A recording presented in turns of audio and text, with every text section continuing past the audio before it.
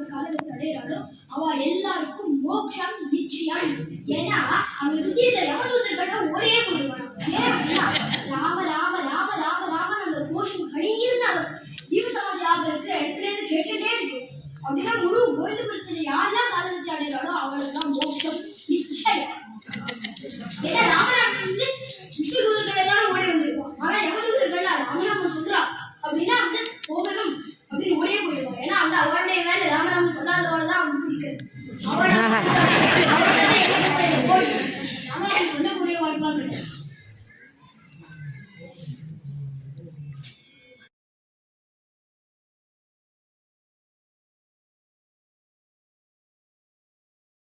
Yes, yes,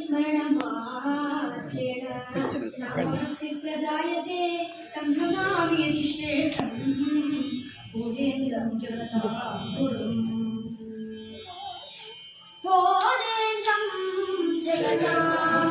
जगदाहुरमाश्रये